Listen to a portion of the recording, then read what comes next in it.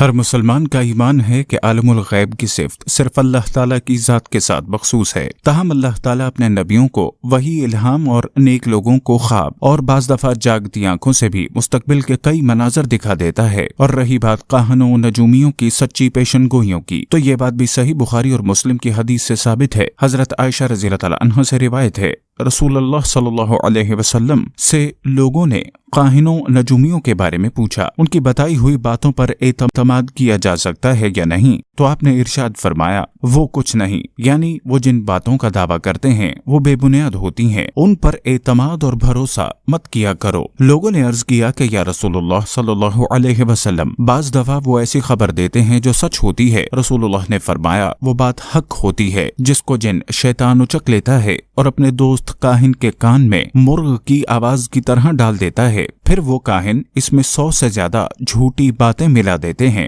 صحیح بخاری 65:13۔ ایک دوسری حدیث کے مطابق آپ نے فرمایا، آسمان پر جو فیصلہ ہوتا ہے اس کا فرشتے آپس میں تذکرہ کرتے ہیں، تو جن ان باتوں کو سن کر اپنے دوستوں کو بتا دیتے ہیں۔ ناظرین محترم، آج کی اس ویڈیو میں ہم تاریخ کی دو نامور ہستیوں نعمت اللہ شاہ ولی اور نوسٹراڈامس کی پیشن گوئیوں کے متعلق بات کریں گے کہ وہ کس حد تک صحیح ثابت ہوئیں اور آج کے اس دور میں ان کی کیا اہمیت ہے۔ جیسا کہ آپ جانتے ہیں کہ چین اور بھارت لداخ کے مقام پر ایک دوسرے کے آمنے سامنے آ چکے ہیں اور ان کے درمیان کئی ایک جھڑپیں بھی ہو چکی ہیں۔ گزشتہ دنوں ہونے والی جھڑپ کے درمیان بھارت کے ایک آفیسر سمیت 20 دیگر فوجی بھی مارے گئے۔ وادی گلوان میں یہ ہلاکتیں 1999 کی کارگل جنگ کے بعد بھارتی فوج کو لداخ میں ہونے والا سب سے بڑا نقصان ہے، جبکہ 1967 کے بعد ایسا پہلی بار ہوا ہے جب بھارت اور چین کی افواج کے درمیان جھڑپ میں کسی ایک ملک کو اتنا بڑا جانی نقصان اٹھانا پڑا ہو۔ تجزیہ کاروں کے مطابق اس واقعے کے پیچھے دو ممکنہ محرکات ہو سکتے ہیں، جن میں سے ایک بھارت اور امریکہ کے تعلقات سے متعلق ہو سکتا ہے، جو ہر صورت میں سی پیک کو ناکام کرنا چاہتے ہیں، اور دوسرا بھارت کے زیر انتظام کشمیر کی قانونی حیثیت تبدیل کرنا بھی اس کشیدگی کی وجہ ہو سکتا ہے۔ اور چین پہلے ہی لداخ کے کچھ حصوں پر اپنا قبضہ جما چکا ہے۔ موجودہ حالات کا جائزہ لیا جائے تو دونوں ممالک کسی بھی وقت جنگ میں کود سکتے ہیں، اور ظاہر سی بات ہے پھر پاکستان بھی اس جنگ سے باہر نہیں رہ سکتا۔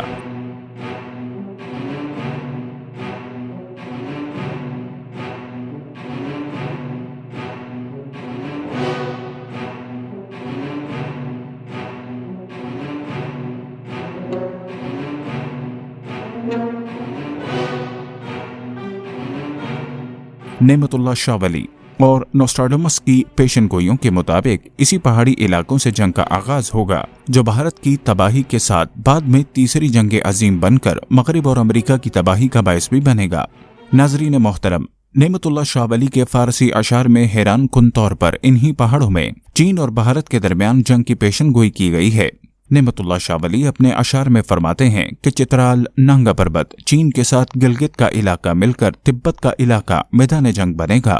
ترکی، چین اور ایران والے باہم یکجا ہو جائیں گے، یہ تمام ہندوستان کو غازیانہ طور پر فتح کر لیں گے، یہ چیونٹیوں اور مکڑیوں کی طرح راتوں رات غلبہ حاصل کر لیں گے۔ میں قسم کھاتا ہوں اللہ تعالیٰ کی کہ مسلمان قوم فاتح ہوگی۔ نعمت اللہ شاہ ولی مزید فرماتے ہیں کہ جب شہر لاہور پورے پنجاب کا دارالخلافہ ہو جائے گا تو یہ مسلمانوں کے لیے کشمیر کی فتح میں مددگار ثابت ہوگا، اور مومن گنگا اور جمنا اور شہر بجنور تک غالب آ جائیں گے۔ افغانستان، پاکستان اور ایران کے مجاہدین یکجان ہو جائیں گے، اور ان ملکوں کے مجاہد تمام ہندوستان کا غازیانہ انداز میں فتح کر لیں گے۔ جس طرح ہندوستان بدقسمتی کا شکار ہوا، اسی طرح مغرب کی بدقسمتی کا آغاز ہوگا۔ پچھلی عظیم جنگوں کی طرح انہیں بدقسمتی اس طرح گھیر لے گی کہ ہر ممکن کوشش کے باوجود اس جنگ کا نقارہ بن کر رہے گا۔ اس جنگ کی ابتدا فرانسیسی قوم کی شدید ناراضگی سے ہوگی، اور وہ انگلستان اور اٹلی کو باہمی جنگی معاہدوں میں گھیر لیں گے۔ جرمنی، جو پہلی اور دوسری جنگ عظیم کا شکست خوردہ ہے، روس کے ساتھ اتحاد کر کے جنگ میں شریک ہوگا۔ وہ جہنمی آگ اگلنے والے ہتھیار لے کر میدان میں آئے گا۔ ایک جیسی خصلت والے 2 الف والوں میں سے ایک الف 2 ٹانگوں پر کھڑے سیخ پا گھوڑے کی طرح جنگ شروع کرے گا، جبکہ روس مغربی الف امریکہ پر حملہ آور ہوگا۔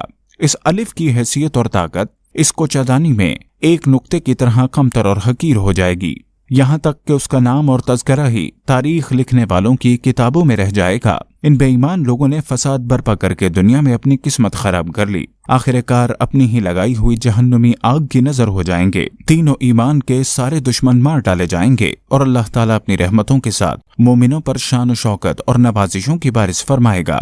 یہ سزا انہیں قدرت کی طرف سے آئے گی اور انہیں مجرم انسانیت کا خطاب ملے گا۔ اس کے بعد رہبانیت کا تمدن کبھی سر نہ اٹھا سکے گا۔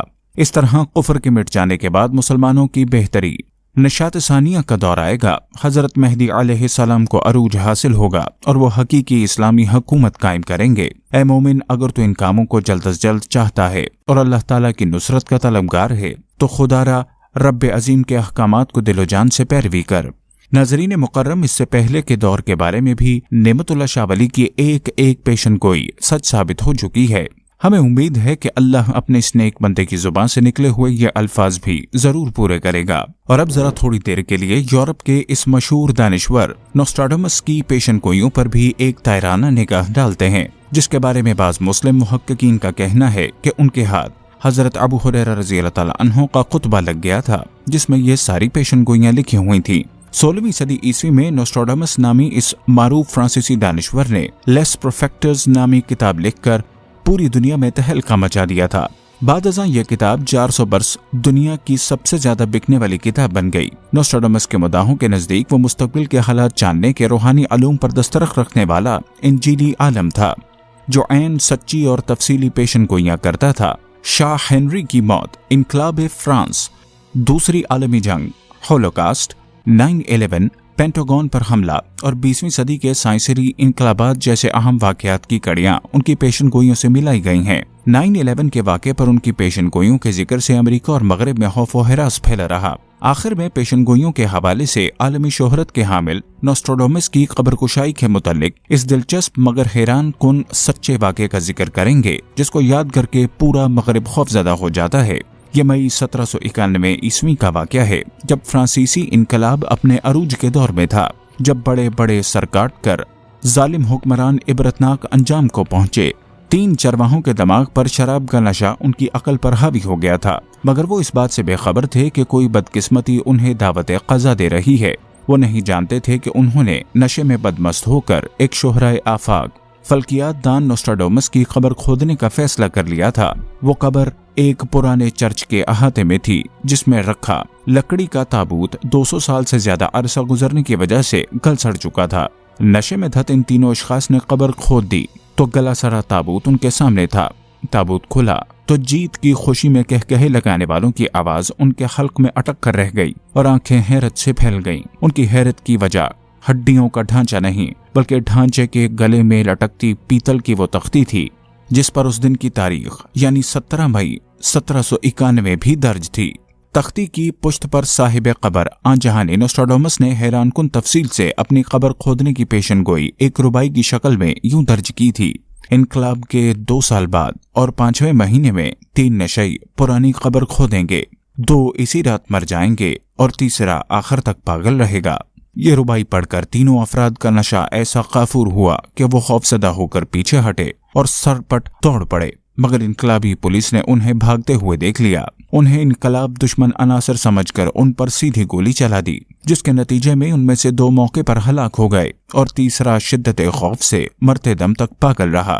یہ واقعہ مغرب اور سامراجی عوام و حکمران کے لیے کسی ڈراؤنے خواب کی طرح خوف کا باعث اس لیے ہے کہ اٹل پیشن گوئیوں کے حوالے سے شہرت رکھنے والے اسی نوسٹراڈامس کی ایک اہم پیشن گوئی کے مطابق امریکہ اور مغرب کی آخری تباہی کا مرکزی کردار کا مرکز صحرائے عرب کے قریب کسی پہاڑی علاقے کے قرب و جوار میں فعال ہوگا۔ شاید امریکہ اور مغرب کے مطابق ان کی تباہی کے حوالے سے نوسٹراڈامس کا مذکورہ وہ جنگی مرکز ممکنہ طور پر افغانستان اور پاکستان کے پہاڑی علاقوں کے ہی قریب و جوار میں واقع ہے۔ ہم امید کرتے ہیں کہ نوسٹراڈامس کی باقی سچی پیشن گوئیوں کی طرح یہ پیشن گوئی بھی ضرور پوری ہو۔